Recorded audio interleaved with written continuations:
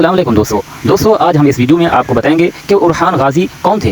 दोस्तों, उरहान गाजी सल्तनत उस्मानिया के दूसरे खलीफा थे। उरहान गाजी सल्तनत उस्मानिया के बानी उस्मान गाजी और उनकी दूसरी बीवी मलहून खातून के बेटे थे। उनका पूरा नाम उरहान बिन उस्मान था। उरहान गाजी 6 फरवरी सन 1218 में सऊद तुर्की में पैदा हुए। ये भी अपने वालिद की तरह एक बहादुर और निडर इंसान थे। बचपन से ही इन्हें तीरंदाजी और तलवारबाजी का बहुत शौक था। उस्मान गाजी ने खुद इनकी जंगी तरबियत की। उरहान गाजी के 5 भाई और 1 बहन थी। अलाउद्दीन पाशा, कोबिन बे, फजारली बे, मैलक बे, हामिद बे और फातिमा खातून थी। अलाउद्दीन पाशा उरहान गाजी के सुतीले भाई थे, लेकिन दोनों भाइयों में सगे भाइयों जैसा मोहब्बत और एतमाद था।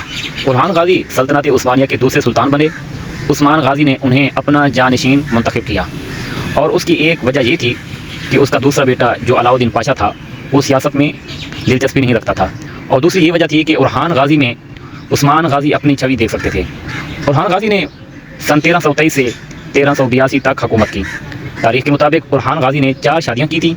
उसकी पहली बीवी गोलोफेरा खातून, दूसरी बीवी अस्टोर खातून, तीसरी बीवी थेवड्रो खातून और चौथी बीवी अफनाना दे खातून थी। उरहान गाजी की 8 औलादें पली, जिसके नाम मुराद, सुलेमान, इब्राहिम, सुल्तान, अयूब, अलील, कासिम और फातिमा।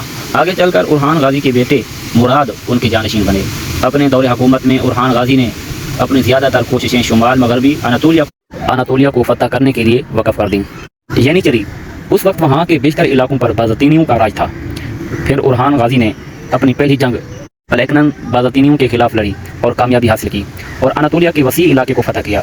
उरहान गाजी ने सन 1327 ईस्वी में नाकोमीदिया शहर को फतह किया, जिसका नाम मौजूदा नाम अजमीत है। उरहान गाजी ने यहाँ पहली यूनिवर्सिटी कायम की। फिर उरहान गाजी के भाई अलाउद्दीन पाशा ने यानीचरी नामी फ़ौज की तश्कील की, जिसको दुनिया के पहले मनाजिम फ़ौज का खिताब मिला है। यानीचरी लफ्ज़ का मतलब है नया लश्कर।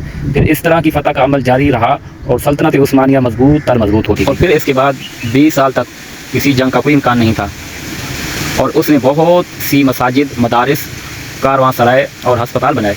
एक मुसलमान स्कॉलर इब्न बतूता के मुताबिक उरहान गाजी तुर्कमान शहनशाहों में सबसे बड़ा अमीर और फ़ौजी कुव्वतों में सबसे अमीर था।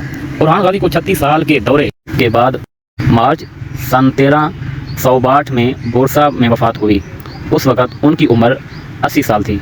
उनका मकबरा आज भी बोरसा तुर्की में मौजूद है, जहाँ न सिर्फ उरहान गाजी बल्कि उसकी बीवी और बच्चे भी दफन हैं। और ये मकबरों की तुर्की ज़बान में गामा सलोकुमुट कहा जाता है। और ये उरहान गाजी की शानदार तारीख़ थी। जी दोस्तों, अगर आपको हमारी ये वीडियो अच्छी लगी है तो हमारे चैनल को सब्सक्राइब कर देना और वीडियो को लाइक और शेयर कर देना, ताकि हमारी आने वाली हर वीडियो आपको बर वक्त मिलती रहे।